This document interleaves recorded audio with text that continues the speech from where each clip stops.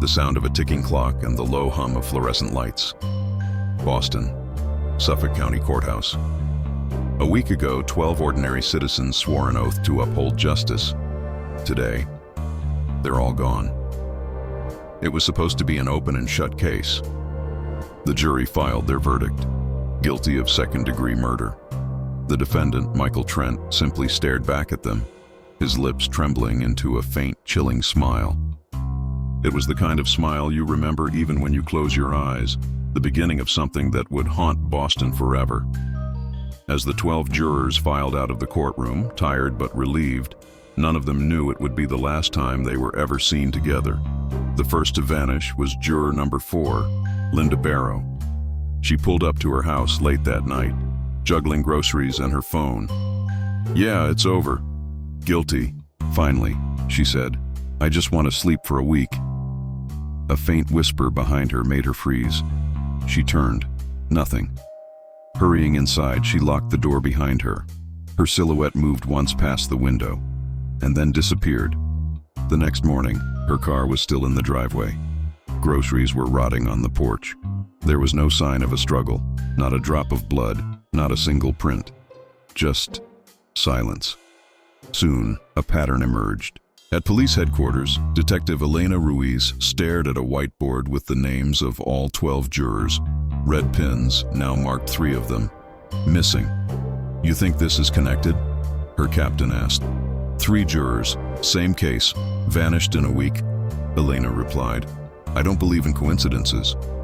They both knew the obvious suspect was Michael Trent, but he was locked away in a maximum security prison. And yet, the guards reported something unsettling.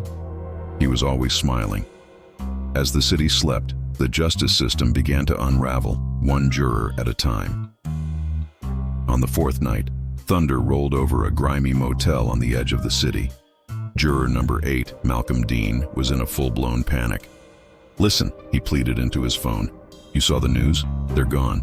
Linda, Harper, Dale. I'm next, I swear it. I keep hearing his voice. That man, the defendant, he whispers my name." A flash of lightning illuminated the parking lot, revealing a dark shadow standing by his car for just a split second. "Who's there?" Malcolm shouted, rushing outside. But there was nothing, only a set of wet footprints leading to nowhere. By morning, his room was empty. The TV was still playing court coverage. The chair was still warm, and the door was still locked from the inside. Desperate for answers, Detective Ruiz visited Michael Trent in prison. He was unnervingly calm, his eyes dark and unreadable. "4 jurors are missing," she stated, "all from your trial." Trent smiled faintly. "Missing? No.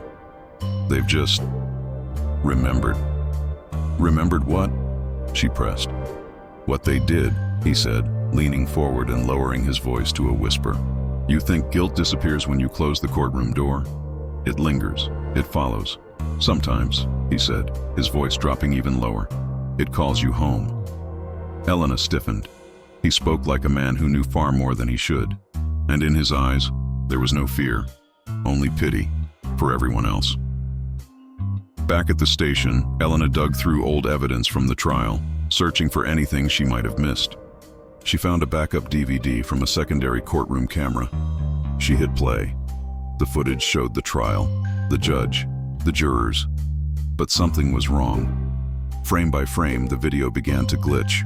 For half a second, the jurors' faces blurred, replaced by flickering shadows where their eyes should be. Their mouths moved, but the words didn't match. Then, Elena froze the frame. There, standing behind the jury box, was a faint, almost transparent figure, motionless and smiling. "What the hell?" she whispered. Just then, a pale intern rushed in.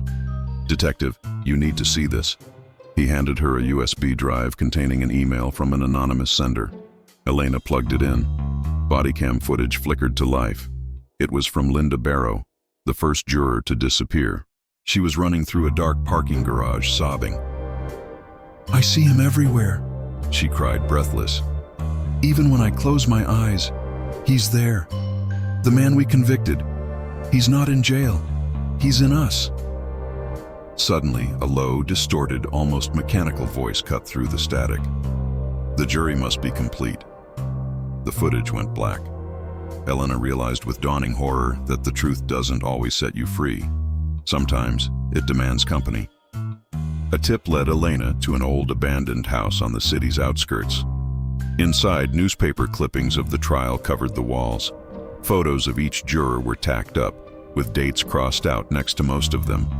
Only one name remained untouched. Juror number 9, Frank Dawson. A sound from upstairs drew her weapon.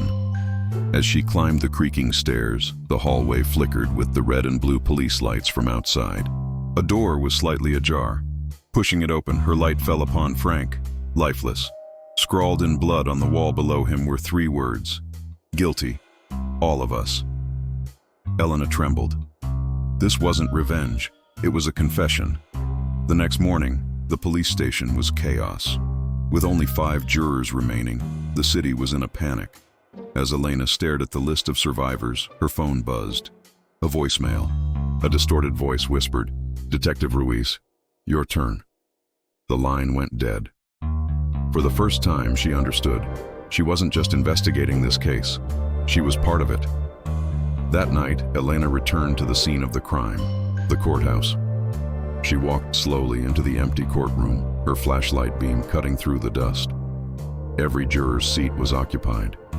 Not by people, but by shifting, hazy shadows. At the defendant's table sat Michael Trent, even though his physical body was miles away in a prison cell. "You're not real," she said, her voice shaking. He smiled. "Neither is guilt, but it still eats you alive." He stood, and the 12 shadowy figures rose with him, silent, faceless, and united. "The jury never left, Detective," he said softly. "They just came home." Suddenly, the room was plunged into absolute darkness. Echoes of voices swirled around her, overlapping verdicts, the sharp strike of a gavel, the desperate cries of the condemned. In the echoes of justice, some sins don't stay buried. They remember who judged them. Elena screamed as every light bulb in the room shattered, raining glass down like tears. 1 week later, a news anchor spoke to the camera. "Authorities have now confirmed the disappearance of lead investigator Detective Elena Ruiz. Her last known location was courtroom 204 at the Suffolk County Courthouse.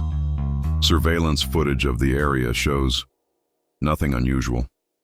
The screen fades to black, and in the suffocating silence, a faint, chilling whisper emerges. All rise. Court is now in session." If you enjoyed this story, don't forget to hit that like button and subscribe for more tales from the shadows. Thank you for watching.